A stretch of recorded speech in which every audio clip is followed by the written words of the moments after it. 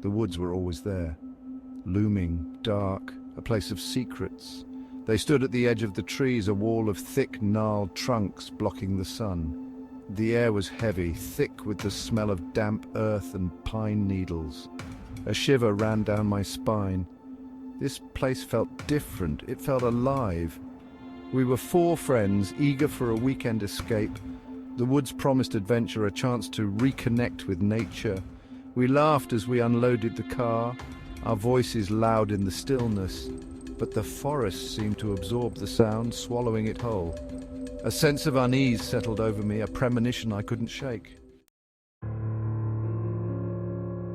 The day passed quickly. We hiked, told stories, and set up camp. The sun, a faint memory through the dense canopy, cast long, eerie shadows.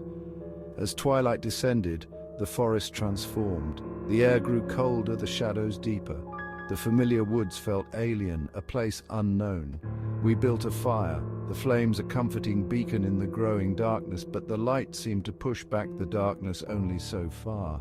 The shadows danced at the edge of our vision like watchful eyes. The wind rustled the leaves, whispering secrets we couldn't understand. The laughter from earlier died down, replaced by a tense silence. The silence was broken by strange sounds, a twig snapping in the distance, a low growl that seemed to come from everywhere and nowhere at once. Our eyes darted nervously around the campsite, searching for the source of the noises. But we saw nothing.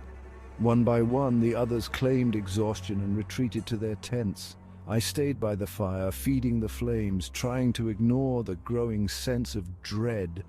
The forest was alive with unseen things, things that watched and waited. The hairs on the back of my neck stood on end. I was being watched. A chilling presence. The fire was dying down. I needed more wood. Reluctantly, I grabbed the axe and ventured into the darkness. Each step felt heavy, the silence pressing in on me. The shadows seemed to reach out, grasping at me with unseen fingers. Then I felt it, a cold spot in the air. A tingling sensation that ran up my arms and sent a shiver down my spine. It was as if something was standing right behind me, something cold and malevolent. I spun around, heart pounding in my chest, but there was nothing there, just the trees and the shadows. The unseen intruder. I hurried back to camp, my arms laden with wood. The others were still asleep. I threw the wood down, the sound unnaturally loud in the stillness. I crawled into my tent, desperate for the comfort of the sleeping bag, but sleep wouldn't come. The unsettling feeling persisted, a knot of fear in my stomach.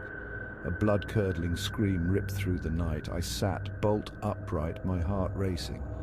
It was Sarah. She was shouting something, her voice thick with terror. I scrambled out of the tent and rushed towards the sound. The others emerged from their tents, their faces pale and drawn. "What was that?" Mark stammered, his voice trembling.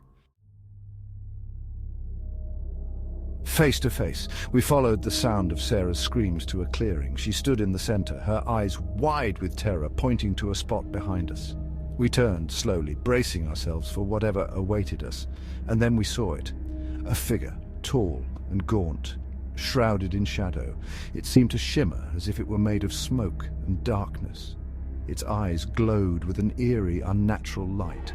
For a moment we stood there, frozen in terror. Then as one we turned and ran. The unanswered question. We didn't stop running until we reached the car. We piled in, our breaths ragged, our hearts pounding. As we sped away, I risked a glance back at the forest. The trees seemed to watch us go, their branches swaying slightly in the breeze. Or was it the wind? We never spoke of that night again.